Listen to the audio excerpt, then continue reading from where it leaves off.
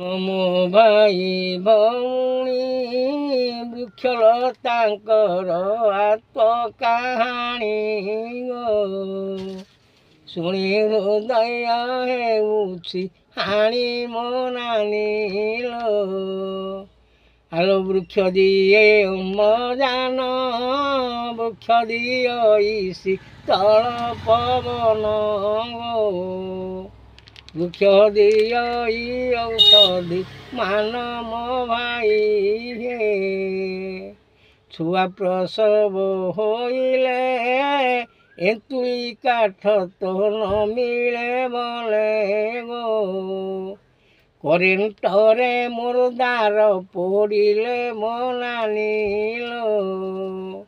ଶୁଣ ମୋର ଦେଶବାସୀ, ଗଛ ଲଗାଇବା ହୋଇନ ଖୁସି ହେ। ଆମ ସଂସାର ଉଠିବ ହସି ମୋ ଭାଇ ଗୋ।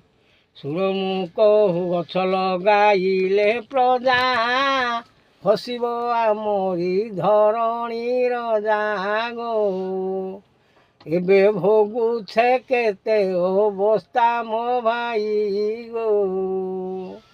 ଗଛ ଯୋ ଶୁଣ ମୁଁ କହୁଛି କଥା, ଘର ଛପରକୁ ନ ମିଳେ ବତା ଗୋ। ଏବେ ଭୋଗୁଛେ କେତେ ଅବସ୍ଥା ମୋ ଭାଇ ଗୋ।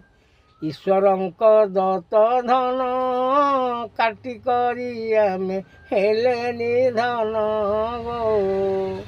ଏବେ ଭୋଗୁଛେ କେତେ କଷଣ ମୋ ନାନୀଲୋ। ଗଛ ଯୋଗୁ ନାହିଁ ଜଳ, ପଶୁ ପକ୍ଷୀ ମାନେ ହେଲେ ବ୍ୟାକୁଳ ଗୋ। ମାଟି ମା ତ ହେଲା ବିକଳ ମୋ ନାନୀଲୋ। ଆଉ ବୋଲିଆ ଧଇଁ